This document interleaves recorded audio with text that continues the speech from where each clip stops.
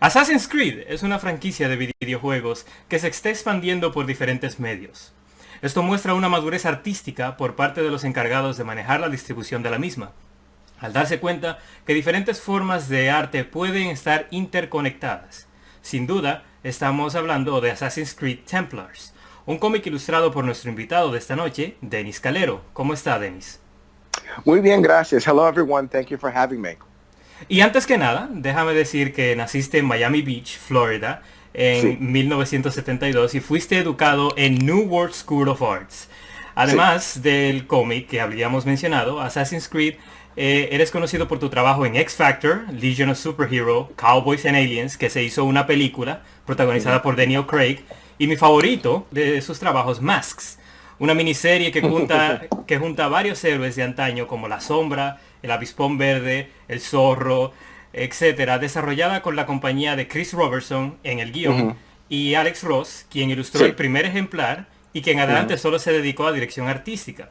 Con eso dicho, háblanos acerca de trabajar con Alex Ross en Masks. ¿Cómo fue la experiencia con él?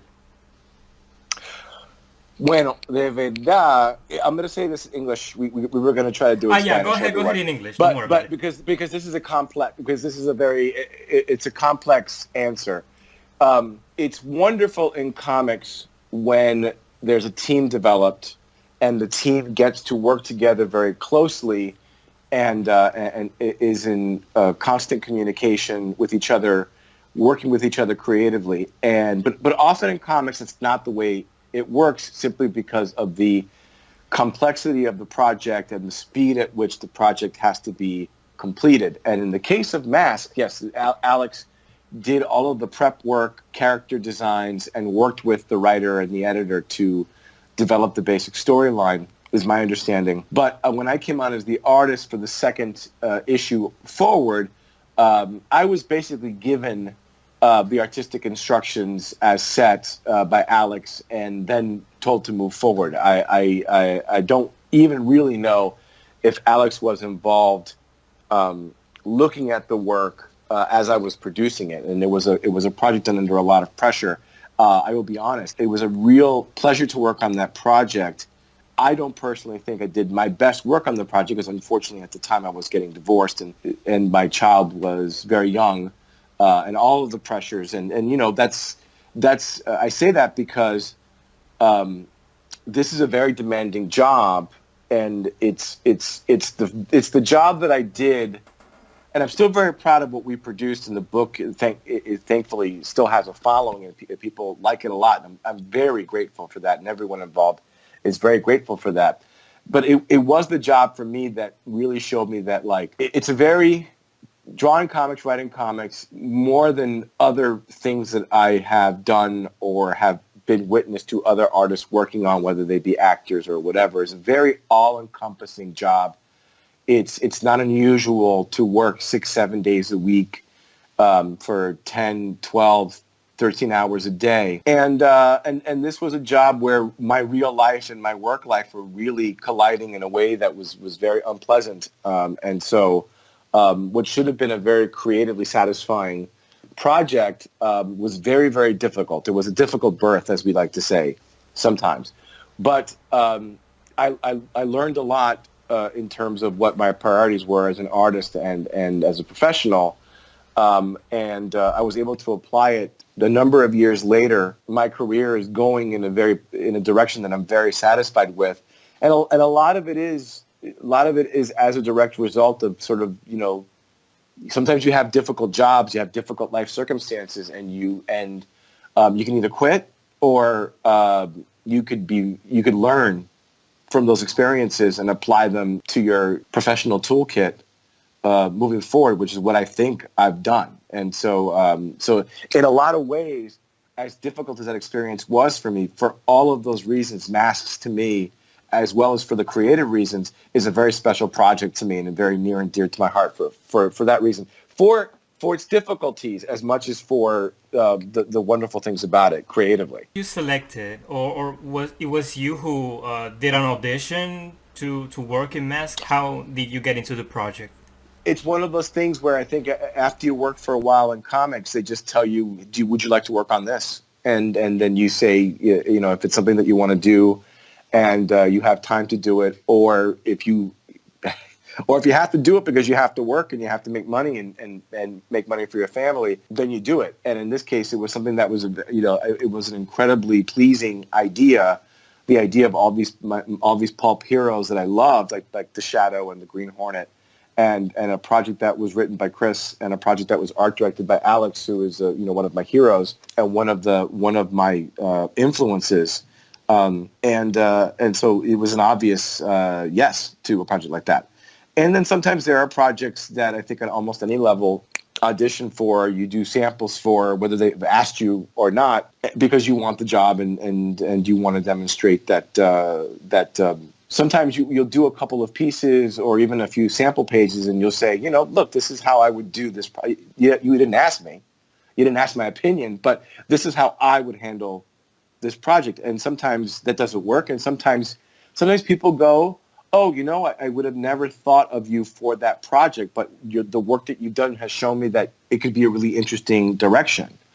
Or the third possibility is not this right now, but I really like what you did, and I didn't think of you doing that kind of work, so I'm going to keep you in mind for something else. It could happen all different kinds of ways, even as you go further into your career and people do know who you are and generally seem to like your work. Out of all those heroes in masks, if Dynamite were to give you the responsibility of making an ongoing on only one of those heroes, which one would you pick, either for writing or illustrating? Oh, it's the same answer either way. It would be The Shadow by far. I mean, The Shadow has always been one of my favorite characters, period.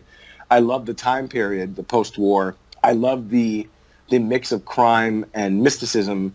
And, just the hat and the scarf and the cape. I mean, you design costumes to just look cool easily. Like it's very easy to make Batman look cool. It's very easy to make Wolverine look cool. Those are the kinds of characters as an artist you want to draw.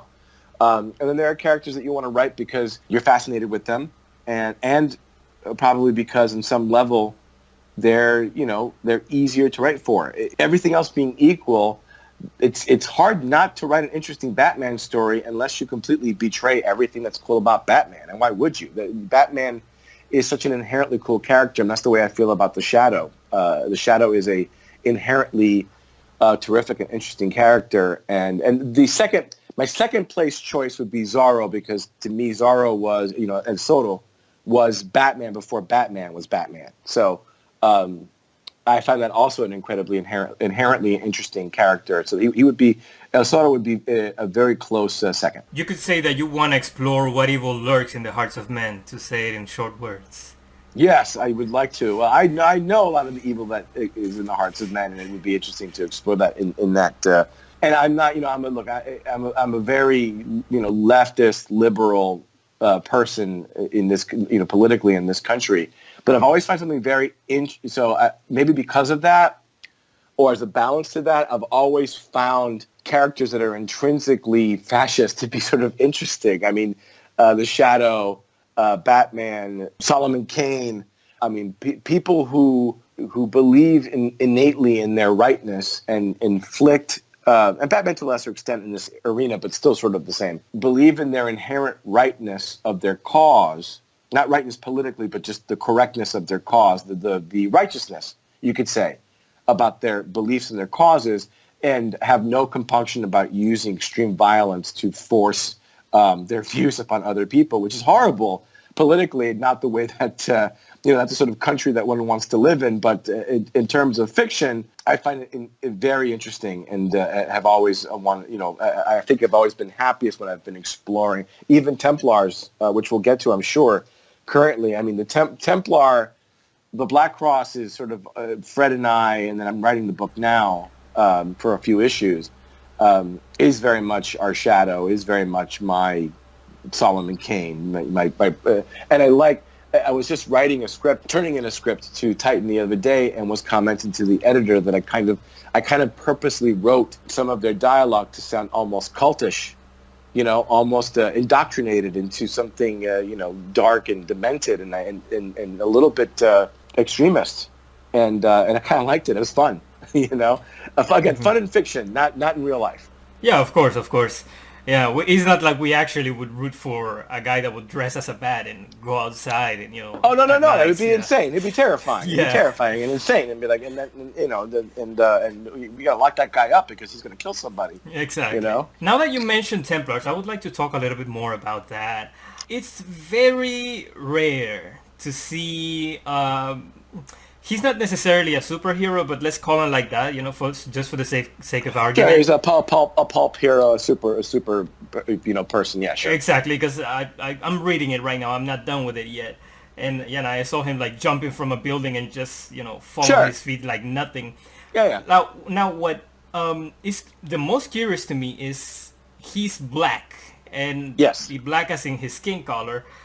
Who was the decision? Because normally in that period, I mean, I don't know. Yeah, I think what you're about to say was that yes, in that this period, time period, yeah. and in this place, it's 1920 Shanghai, and so even in America, an African American man, there would have trouble just being, let alone being this hero. Yeah, and exactly, running and around because it's Assassin's Creed, which is the main premise is to hide in plain sight, but a black person in China would be calling the attention right away. It would be really hard to be espionage with that. Was that on purpose to make it a challenge for him? I mean, I think I hate to keep using the word inherently, but I think it is inherently interesting. And Fred Van Lente, who wrote the first 5 issues, he was on board before I was, and so a lot of those decisions were already made when I got on board. Again, which happens often, for your listeners that are interested in how this industry works.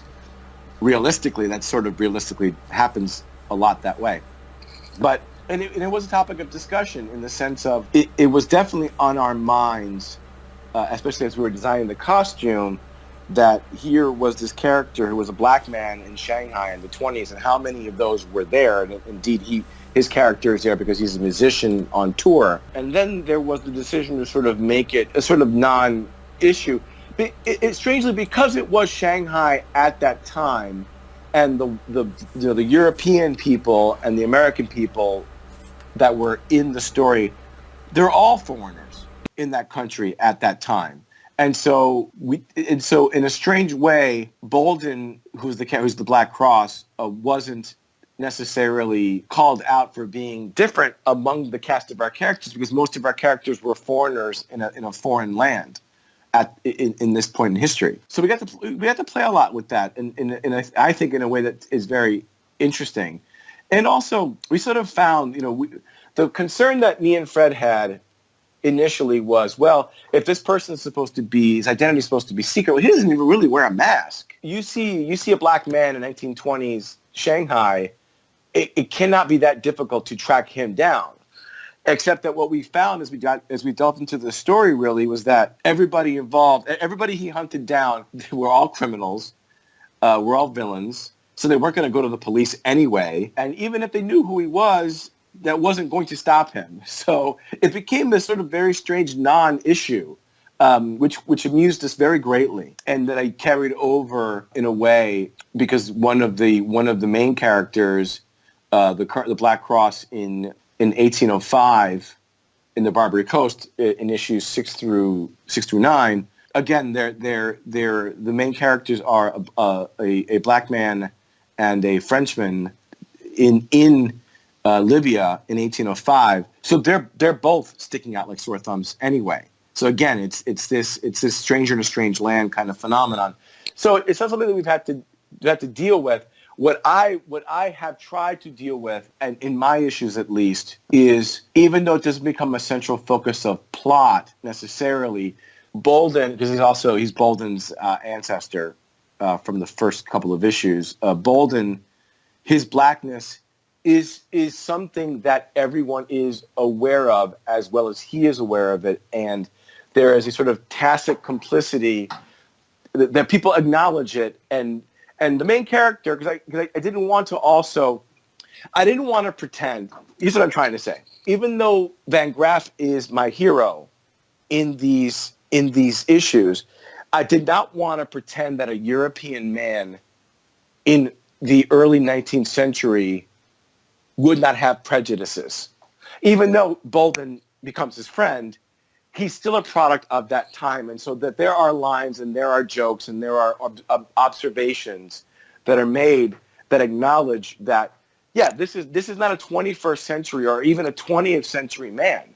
This is a man living in the early 19th century in Europe, and he's going to have his prejudices, his assumptions. He's going to make jokes that are borderline racist, and Bolden is going to call him out on it and acknowledge it, and there will be consequences. And I think that's people seem to have responded to that approach. I hope all that makes sense. It does, especially when you compare other comics that they are afraid to make observations from characters of that time. I don't want to mention any names, but no, and I won't either. And I think what that is first of all, as a Cuban man, as a person that technically is a person of color, even though I'm fair skinned, my father is moro, mulat, you'd say mulatto in old language, and my mother's very fair skinned. I'm very fair skinned, but I am a person of color, but also one that grew up with a very different kind of American experience. I grew up in Miami. Unlike other people I know in this country who are people of color, they're black or otherwise. And when I was a child,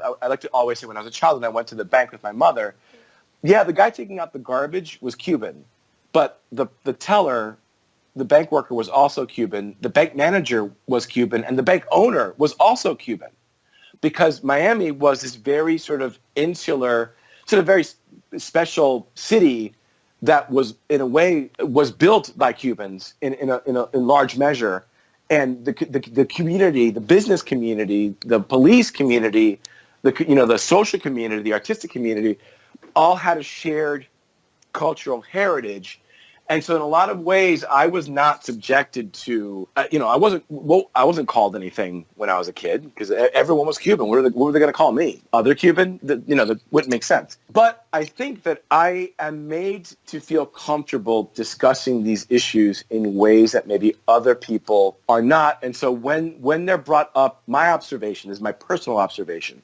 A lot of times when issues of race are brought up in comics, one of the sort of subtextual things that you'll find is the heroes are all super modern progressives, and it's the villains who have racist tendencies or what have you. And so it was important to me, especially when I approached this project, to not that I wanted it to dominate the narrative, but I wanted to be somewhat realistic in the way that race was going to affect every conversation these people had, because of where not only were they an American and a European, and the European was going to have his own prejudices, they are also in the Middle East in the early 19th century, and both of them are going to be subjected to the prejudices of that era, and to just just have a shade of honesty and to tell my audience, to tell my readers, yes, like this white European man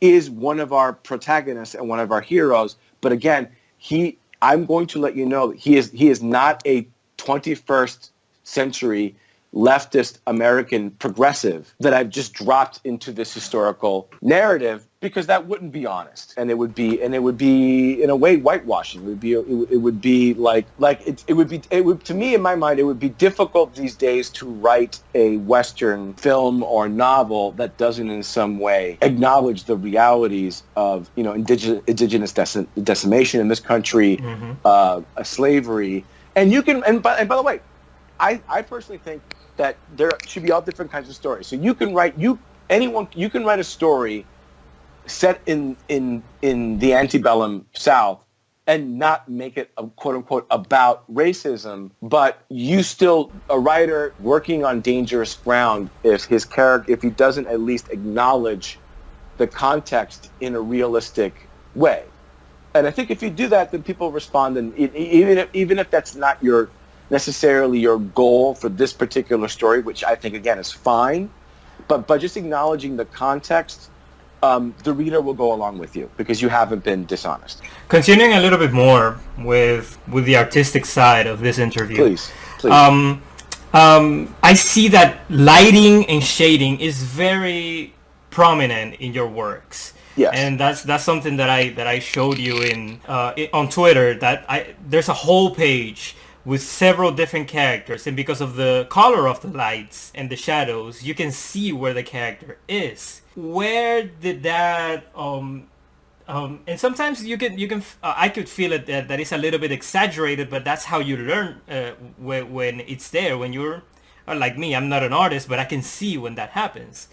Now, when did that, or where did that come from? Why do you want to put so much emphasis in lighting, shadowing, and coloring? I think, it's something that I struggle with as it's my primary struggle as an artist, and I mean that in a positive way. I'm glad that I have a primary struggle as an artist, because I have something that I'm trying to do that I'm interested in and keeps me interested every day that I work on this stuff. The people that I know, the artists that I know, and I do know some, who at 25 or 20 sort of had it down, like they knew what they were doing graphically. They're bored to tears now, and I'm just not. And I know artists who view this endeavor of drawing comics as sort of just this vocation.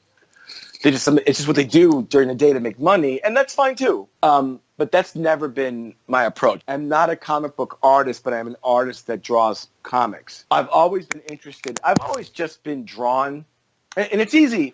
It's easy to see now as a man in his mid-40s who's been drawing a very long time what my influences were and why I was drawn to them. Even as a child, I was always drawn to artists like Gene Colan or Al Williamson and Bill Sienkiewicz and Alex Toth, Jim Steranko, and then on the art side, strangely drawn to predominantly Spanish artists, which is very odd because that was not what I would say was the primary influence in my art education. That was mostly sort of French or English or American, European.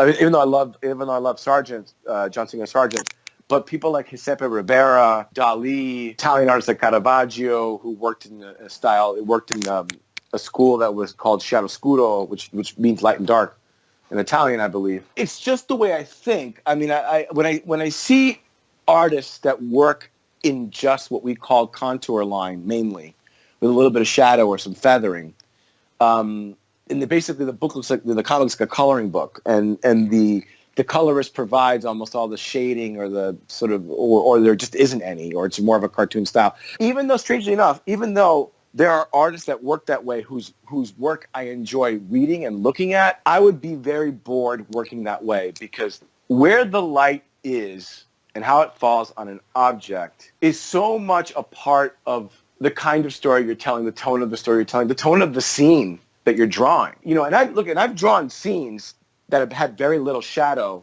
in them. I've drawn issues that have had very little shadow in them because that was the tone of the issue. But if there's a comic book and the story is a scene where you're in a very dark place, you're in an alley, someone gets shot, and then you're put into a very bright ambulance and you're taken to a very bright emergency room. By lighting both scenes the same, you've taken away, think of a scene where someone is in an alleyway and it's mostly dark and everything's in shadows, and then a hand pops out of a shadow with a gun and is speaking, and then a panel full of white because a gun has gone off. Then you're looking at the scene from the person's point of view who's been shot, and it's dark because their eyes are closed and their eyes open, and everything is over bright. Everything is overlit because they're in a hospital, and everything's moving very quickly. That transition of tone and mood could be very effective storytelling-wise and very jarring storytelling-wise.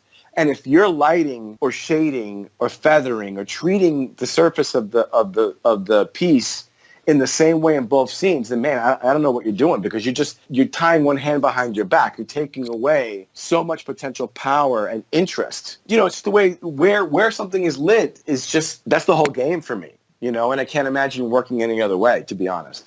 So part of it is self-limitation, and part of it is, like everything else, part of it is interest, part of it is influence, and part of it, at least for me, is, and in every issue I try to do things. Sometimes I have to tell myself, this scene or this figure or this background, it's time to do this the way that you've done this before, because that's objectively the most effective way to do this right now. Because I feel guilty, because in my mind, I'll say, Oh, I should try to experiment, and that's partially my upbringing, which is a whole other story, which is that things have to be difficult to be good, but I'm learning it doesn't always have to be. And a friend of mine told me a long time ago, he's like, you don't have to draw everything. I mean, like if you make choices. I mean, every page is defined by the choices that you make as the artist of what to draw and how to draw it. And if you know what. And if you're having a long day and a page has to get done and there's a clever way that you can avoid having to draw something very complex, sometimes those are the best pages. So it's one of the things that fascinate me about this art is just the sheer number of decisions that go into every panel. And I'm not even talking about physical labor, even though that could be very much part of it. I don't mean necessarily the physical labor, but just the decision-making of what to draw, how to draw it, what scale, from what point of view. All of these things affect the reading experience. The biggest difference that I've found sort of when I write my own scripts versus someone else, especially a writer who doesn't draw, is I simply try to be more visual in general. I try to sort of say to myself, well, it's not enough that the words are interesting here. Because if a comic is just going to be two people talking back and forth saying interesting things, then it may as well just be a novel. There's no reason to draw. So if this is a comic and the idea is to draw a story, then I'm going to make sure to the best of my ability that story is, the visuals of the story are as engaging and work hand in hand with the script rather than just be an interpretation of the script. That's my approach. Yeah, I mean that's amazing to know how much thought goes into one single panel. So you talked about your influences a little earlier. I would like to expanding on Masks, Assassin's Creed, and even X-Men Noir, which was the first book of yours that I read. What they have in common is that they were inspired in the film noir in the 1920s and 30s. What is the history of Denis Calero with that kind of films? Oh, I would love to sit here and tell you what an expert I am in all those films, but all I can really tell you is that I've seen a great deal of them, and from a very young age, I've responded to them in a very visceral way. I mean, my interpretation is that those film noirs, and to a certain extent, the European interpretation as Euro noirs of the 60s and early 70s, like Le Samurai and movies like that. I feel like I respond when I search my feelings about those movies, and to a lesser extent, the 1930 horror movies, silent films, and the Universal monster movies, the black and white ones. There's something abstract about that approach to filmmaking, to image making, the story as well. I mean, the best definition I ever heard of noir stories. Someone told the director of Brick, I think his name is Ryan Johnson, who's directing the next Star Wars movie, but he was talking about his neo-noir movie Brick, which is excellent, and I recommend anyone who hasn't seen it to watch it, which is set in a modern high school in which the director and writer have imbued all of the trappings of traditional crime noir, and it sounds like it should not work, but it actually works amazingly well, because the story is very strong. But a noir story is one of high melodrama. In other words, where the stakes are very high. At the end of the story, the problem can only be solved violence. The solution of the story by the good guy, by the protagonist, has to be forced with violence. And I responded to the sort of very abstract, high art, almost operatic point of view of these stories. And it's interesting to me to think about whether or not the nature of these stories dictated, the almost abstract nature of these stories, did they intrinsically dictate the visuals be so stark and almost abstract as well? You don't walk around seeing life the way it's lit in The Third Man with Orson Welles or Touch of Evil. You don't see life, forget the black and white, because even when you look at a neo-noir or a modern noir like Hell or High Water, which is also excellent, you don't see life that way, but life can feel that way. And so what you're doing is, or what the artist is doing and the director is doing, is creating a visual representation that isn't literally what life is like for most people, at least at most times, but feels the way that life often does, especially in moments of high tension or great worry or desperation, which I think most people feel at one point or another. Whether the desperation may not be rooted in, you're a private detective and your girlfriend's been kidnapped by a mobster and you got to go find her. You may not have that problem specifically, but people who lose jobs suddenly or succumb to an illness, or a relative succumbs to an illness, or there's a death in the family, we can have moments in our lives of very intense fear, tension, and desperation, right? And so these films, and horror films to an extent as well, I think what they really do is they reflect and they let us recognize, and to a certain extent expiate, which is to sort of exorcise these feelings from us and make them more bearable. Horror movies do very well during economic downturns or periods of high distress. Why would that be? Why would people who are already going through a lot of depression and sadness or worry want to see those feelings reflected on the silver screen and escalated? There's something about that just helps us. Whatever we're feeling, we want to see that reflected in our art. But artists often make the mistake, in my opinion, of thinking, well, everyone right now is really worried and distressed, so let's make a happy musical, a happy movie. And there's a place for that, and there's a time for that, because there's a time, you and I both know there's a time when we've had a rough day, or the news is terrible on TV, and you know what? I don't want to think. I want to watch a loud movie, a loud action movie, something stupid, or a musical, and just feel better. But there are also times that we purposely put ourselves through artistic, emotional experiences that are difficult because, for whatever reason, we feel better after it's over.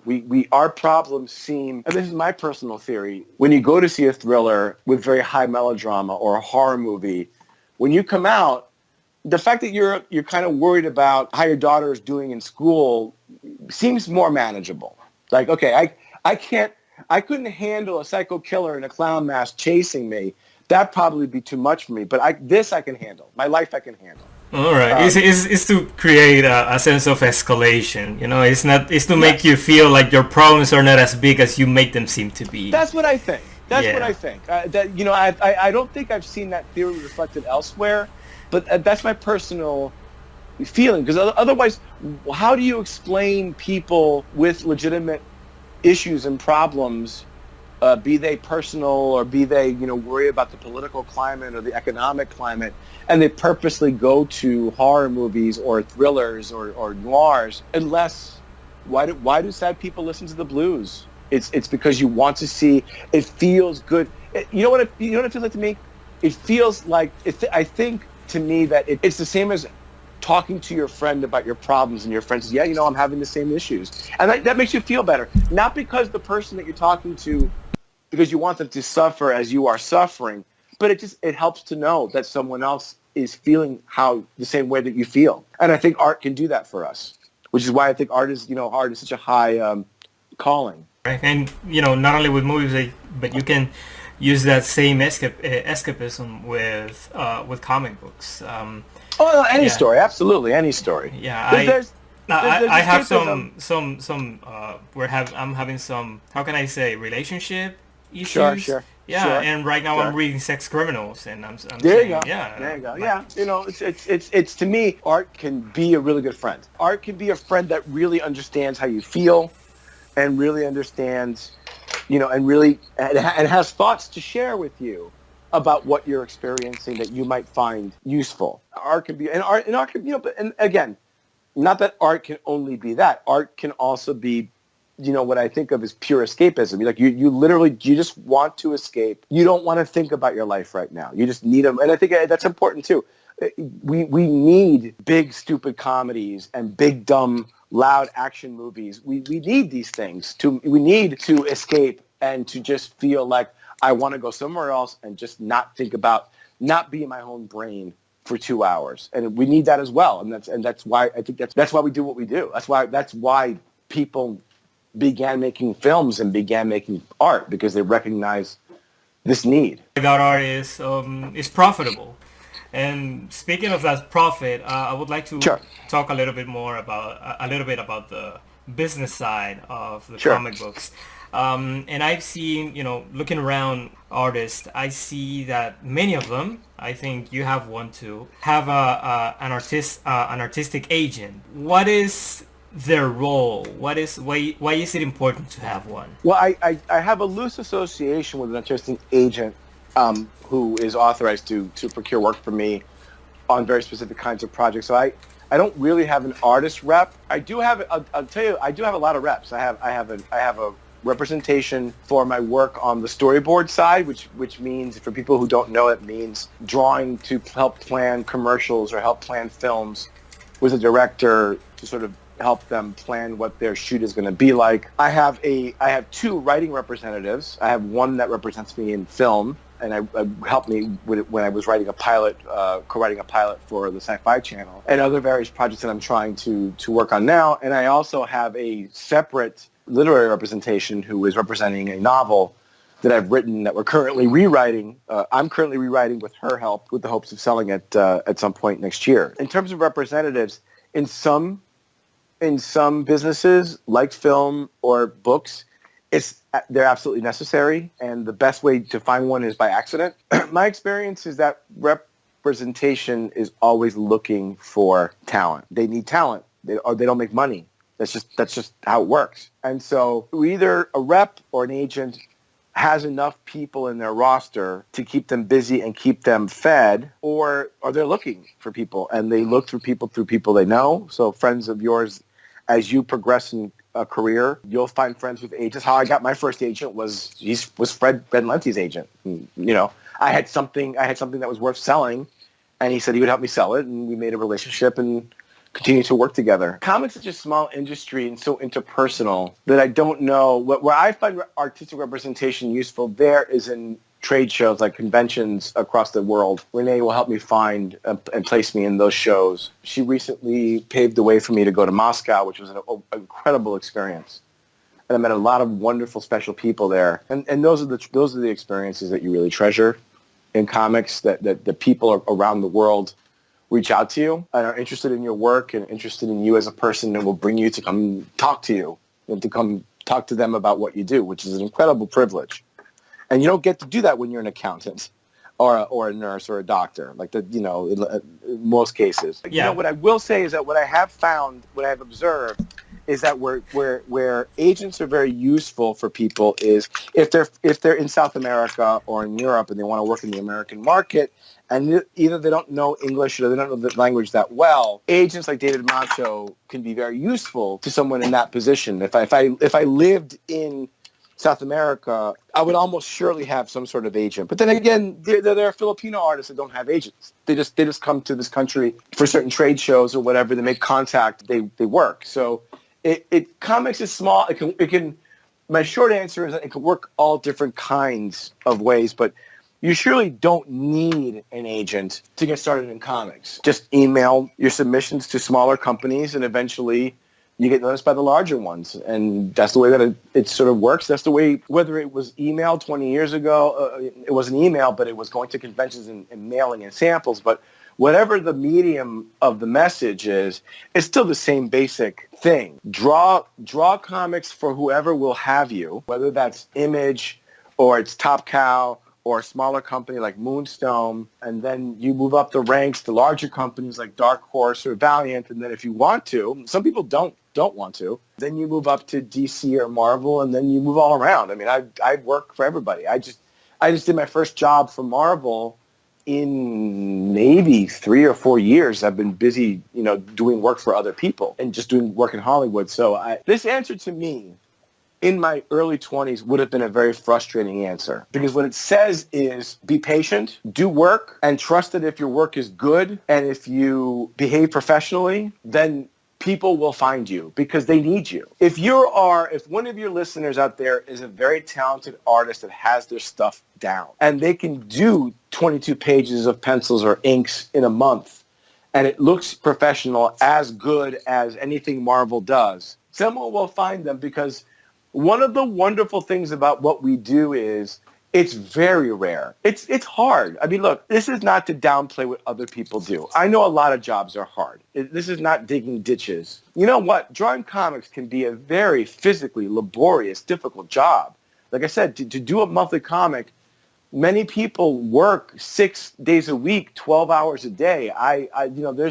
I'm often getting up at 5 and working till 7 or 8 at night and just conking out. And it's an effort to make sure that I'm taking care of myself and being healthy, which is another concern. But this is all just to say this can be a very difficult job. A lot of people who start doing it stop doing it because they get into it and they realize there are easier ways to make a buck than this. There are easier ways to make money than this. And there are. I mean, this is a crazy thing that we do.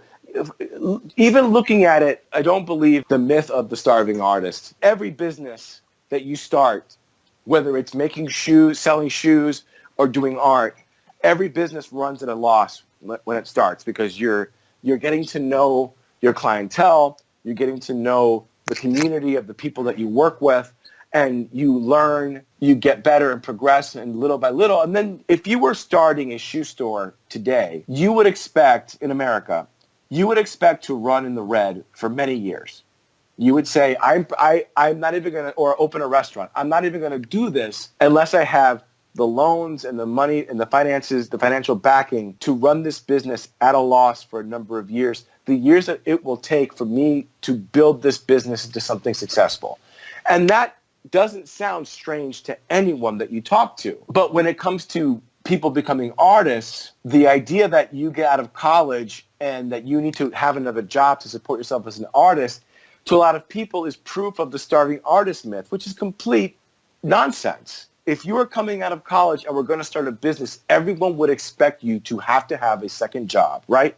To have to take out loans or do things to keep the business alive until it became profitable. The art business is no different. Among all the art businesses, the illustration businesses, to draw a page with between 4 and 6 individual illustrations for the average that most comic book companies, even the higher paying companies, pay you, it's not a lot compared to what you can make drawing storyboards or doing high-end advertising. And so a lot of people leave. So a lot of people that end up staying in comics, even when they become really popular, they're staying in it because they love what they do and they don't want to spend their day doing anything else. Like if you told me I could take care of my family, make a good living, buy a house, have money in the bank, and leave my children something significant when I die, all by just writing and drawing comics, I would be perfectly happy with that. I don't know how realistic that is, and to me it's always smart to diversify, to do different things, to do advertising, to do storyboards, to write and to work with Hollywood and to work on television and film. And also, it's interesting as well. But that's all to say that I lost the point of what we were talking about. But I think we've covered some pretty interesting areas, I think, yeah, right? of course. Yeah, yeah. I'm learning more than I could ever hope to. I thought this would be short, but right now I want it to be as long as possible. Yeah, no, it's my pleasure. Look, I've been very lucky, and a lot of what I talk about is things that I wish I had heard. I did not go to business school, and I did not have the most sophisticated upbringing in the world, and so I've made a lot of mistakes in my career, but yet I'm still here doing really well. And part of it is a testament to me as a person, learning from my mistakes, like every human being should, learning from my mistakes, trying to be better professionally and a better human being. But also a lot of it is just the community of comics. I mean, there's a lot of really good people in comics. Yes, there's a couple of nuts because we're artists and we're all crazy, and that's fine. There's a couple of bad eggs, but for the most part, most of the people I know in comics have been really decent human beings. And it's a pleasure to be associated with them. And I have a career and I make a good living partially as a result of people's kindness and people's charity. And I don't know that level of charity and goodness really exists out in many other industries. It's just it's very schmaltzy and very hammy, but I do consider it a privilege to work in this industry. I really do. With all that said, and yes, giving to me that would be giving much hope to Dominican artists or any other artist that would listen to this, because right now you say that the comic book industry is small, but we as fans or new creatives, we see it as, we see those as titans, as unreachable giants that we would never dare to speak to them unless we're good enough. Yeah, but knowing when you're good enough, I mean, that's another topic. I mean, on one level, everyone's people. I've met a lot of famous people, not in comics. I mean, like actual famous people. And you know what? They're just human beings. They're gonna die someday. They get sick. They get embarrassed if they get too fat. They have their issues, and they have their desires that haven't been met. And we're all fragile human beings. On some level, the whole fame thing, and admittedly, I have a very, very, very, very small version of that. And in some sense, a very nice version, because I get to meet people who are very passionate about art. And if they're passionate about my art in particular, that's a wonderful gift. But then again, I don't walk around at a mall and get recognized and bothered all day either, which I don't necessarily think would be all that much fun, to be someone who was that famous that you couldn't participate in actual public life anymore. That would not be necessarily my choice of how to live my life. But so, in terms of titans and stuff, I'll tell you a story, a very short one. I was working with a producer on a project, a very successful one.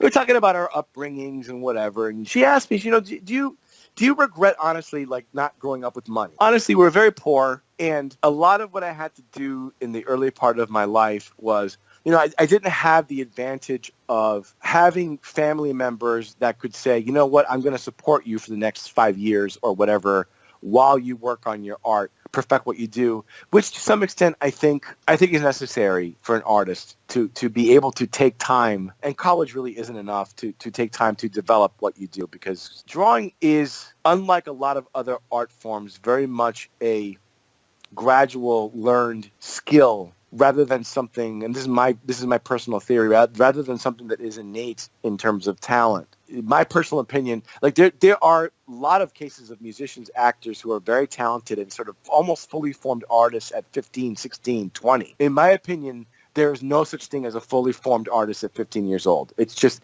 what we do, the skills that it requires, and the time it takes to learn them. It's not the same kind of ball game, so to speak. So I did not have those advantages. And so this woman asked me, do you regret? And I said, I said to her, I don't regret the money. What I regret is not having anyone in my early part of my life that was able to say, you know what you want to do? This is how that works. Like, we don't know anybody in Hollywood, or we don't know anybody, but here's what I know. I can tell you where to go to learn how that business works. You can skip that part and just start producing and start making yourself valuable to that industry. And that would have been useful, because the entire early part of my career, and I'm going to say that's really up until my early 30s, was really about making a living, because I was married at the time and was supporting.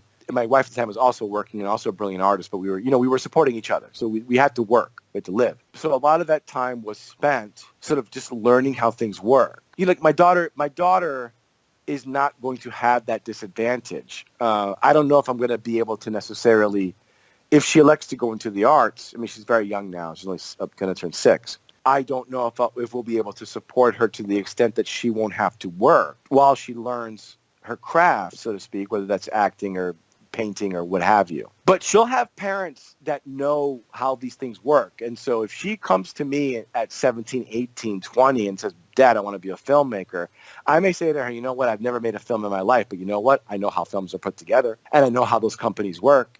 And so I can point you in the right direction of how to make yourself an asset that people will seek to help them realize their dreams, because that's what you need to do. So it's more about that. But here's the lucky thing for all of your listeners, even those of you that are poor or can't afford college or have to work, now that information is on the internet. Almost anything that you want to do, you can find someone that does it successfully on the internet, and either they'll have done an interview or a documentary, or you can email them and say, hey, how did you get to do what you do? Because I want to do what you do. And you know what? A lot of them will tell you. A lot of them are in their 40s and 50s and 60s and would love to tell anyone that wants to listen, because you know what? A lot of people don't listen.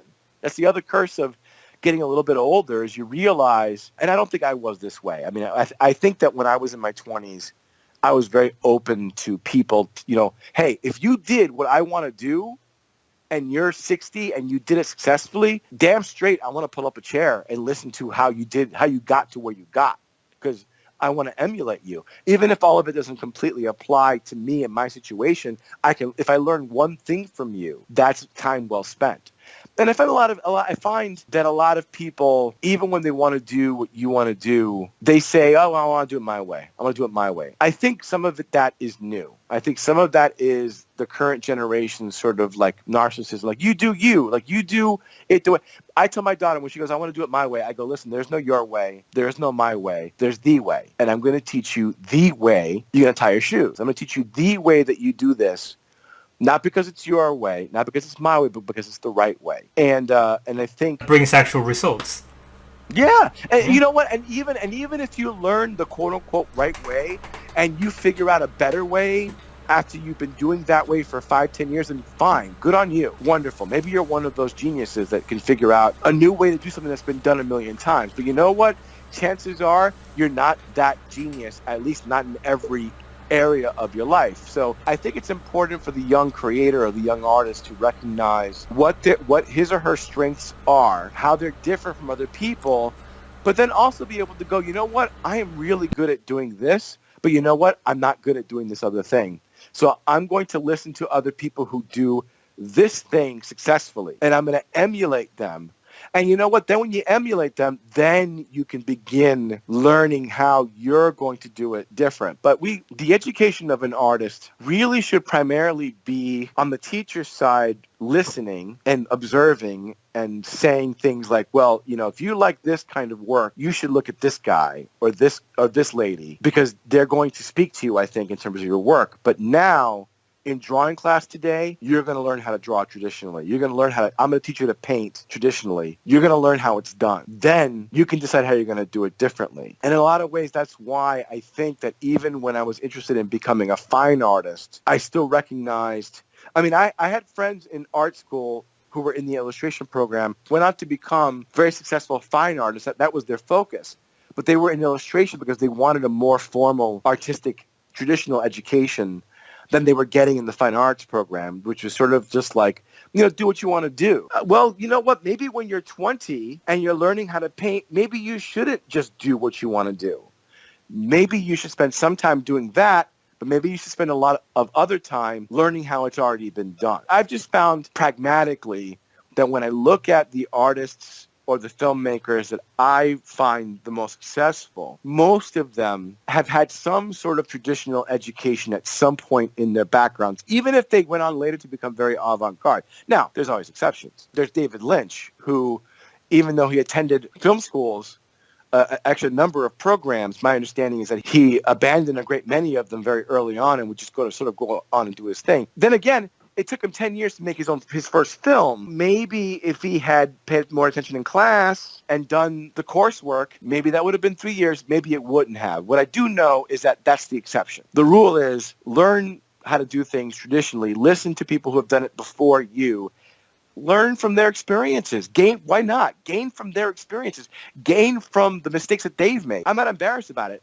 I love telling young artists about my mistakes because so they don't have to make them. Not only can I derive value from the mistakes that I've made, why not let other younger artists also derive value and go, oh, you know what, like that guy told me these things he did that were crazy. I'm not doing that. Like when I am confronted with that situation, I will know what to do because I know what not to do now, you know, and that's the value of education. To deny that is to 1 foot and 1 hand behind your back. You're not taking advantage of your resources. And again, the internet. I mean, I know I'm going on about it, but again, for those of you that can't have a formal art education or know people personally in your life that have knowledge of the artistic industries, it's all on the internet. There's YouTube lessons and tutorials. There's Will Sliney, the wonderful Spider-Man artist, has an app. You know, it's very inexpensive. You can learn lessons from professional artists almost for free. Not to mention all the stuff that's on YouTube. Not to mention the artists that you can email them through their own websites or through their representation and ask questions. And 99% of the time, if they have time, trust me, these people, they love to talk about their experiences because when you get a little bit older and I imagine as you get even older, it's even more true. You want to pass those experiences on. You don't want those learning experiences to be in vain. You want that legacy. It's as simple as that. So with that said, we have some small comic book companies back there in the Dominican Republic. What can those companies or a Dominican writer or creator contact you to have you as an interior artist or as a cover artist? Because right now, with, like you said, with the internet, you can work from where you are. And DennisCalero.com, DennisCalero.com. Another wonderful thing about the time that we're living with is I literally work with people all around the world. Currently, right now, I have a client in the UK, so I'm up at 5, checking their emails, doing work for them. I'm working for people in New York in my own time zone, where I generally am day to day, and I work with people in California. I work with people in Texas recently. I work with people in the Philippines. It's global, and there's 6, 7 billion people in the world, and the more of those people that are aware of your work, if your work is good and you develop a reputation for being a professional, the more people are going to hire you, and you'll be turning work away because millions of people all over the world are looking for talented artists who do work on time, who are a pleasure to work with. And if you can be that guy or gal, you're going to find work. You're going to find work. The challenge is, and there really is no way around it, the challenge is when you're on the other side of that seemingly impenetrable wall, it can be very difficult to have faith that you're going to break through. And I sympathize with that because I was there, and it can be very emotionally distressing. And all I can say to that issue is you got to have faith that if you continuously try to get better and you draw and you continuously draw, and there's no other way to do it, there's no way to get better at anything except to do it. There's simply no other way. You got to do it because you need that experience. That is how human beings learn, is through experience. If you're willing to do that, if you're willing to draw badly and improve, you will get better. The only other piece of advice I can give on that level is, for me personally, I think that if you know that your work still needs to improve, I would not show it to people. The best time to show art to an art director or an editor is when you really think that you're almost ready. Like you're almost there, and the editor will say to you, yeah, there's still some problems here, but I can see that you're really close, and I want to watch you. I want you to email me. And then what you do is, and this is sort of my formula, so if the artists out there want to take a note, this in general is my formula for breaking into comics, at least on the art side. It's very difficult on the writer's side, so I'm sorry to say it's one of those things that just become very, very hard. Here's how you do it. I'll let everyone get a pen. So here you go. You go to a convention or you email someone your work. It's got to be sequential. In other words, panel to panel, 4 to 6 pages, no more, no less than 4, no more than 6. Generally speaking, it should contain people in normal clothes, in a city setting, talking, and then some superhero fighting. So if you don't know what to draw, imagine some variation of this. Lois and Clark are walking down a street in busy metropolis. You see a lot of different kinds of people in clothing. You see tall people, short people, fat people, thin people, old people, children. You see modern buildings, you see older buildings, you see trees, you see dogs. And Lois and Clark are talking about something. Doesn't matter what. They're talking. Through their gestures, and we have a variety of different angles, close-ups, medium shots, faraway shots, wide shots, establishing shots. They're talking, and through the variety of their moods, their body language, you can see that they're troubled by something. But maybe Clark makes a joke, and so without words, we can see from your pages that there's an up and down cadence to their conversation that feels human and feels very real. Then there's an explosion, because this is a comic book, so of course there's an explosion. Lois says something, she turns around, Clark's not there. Superman shows up and fights some bad guy. Now that should be between 4 and 6 pages, and if you can do all of that well, professionally, you will get work. People will ask you, please, to work for them. Now, here's what will happen. It will be some variation of this because it's always the same. You will meet an editor at a convention or an art director, or you'll email someone or through a submission link. You'll send your work, and they'll say something like, this looks pretty good. I don't have anything right now. Keep sending me work as you keep doing stuff. And they may say something like, you know what, your trees are a little bit wonky, or your buildings. Now, here's the next step. This is the important part. guys. So no more than every 3 months and no less than every 6 months. And I would say the ideal is somewhere around 4 months. You will send a new sample, brand new, 4 to 6 pages, new characters. And if someone has told you to work on trees or work on buildings or whatever, you make damn sure that you show those in your new pages and that they're excellent. This tells the editor 2 things. Number 1, that you listen, which is very important to an editor. Number 2, that you can improve. Now, why do I say 4 months, not 7 months, not 2 months? Well, because in 2 months, you're not going to improve that much. That's not going to help you. If it's more than every 6 months, they're going to wonder how serious you are. So not too soon, not too often to be annoying and to not make progress, but not so long that they don't think that you're interested. So what will happen is this. You will be doing this for a while you're working your day job. Then someone like me is going to drop the ball. I'm going to get sick, or I'm going to just decide I don't feel like drawing something. The editor or the art director will scramble going, oh my God, this book needed to be drawn a week ago. It's not, what am I going to do? You know what? There was that guy or that girl that I met at that convention, and their work is pretty good. I'm going to email, and they've been writing me for like a year and a half, 2 years, and they've been getting better and better. Now they're not fully there, but you know what? If I get a good inker on them, I think it could work. So they will call you or email you and say, hey, I have a 22-page book that needs to be done in 3 weeks. Can you pencil that? Can you do that? And you'll say yes, and it'll be the most difficult job you ever did, because when the first time you have to pencil a book in 3 weeks or 4 weeks, you learn a lot. They'll say thank you. They'll say looks pretty good. Thanks a lot. And that'll be it. It won't be your best work. It'll be the best work you could do in 3 weeks, given your level of experience. But the book will come out, and it won't be bad. Then you do a small book, for a smaller publisher. Maybe it's a larger book. Maybe it's a 48-page book where they give you 6 months to do it, and they don't pay you that much.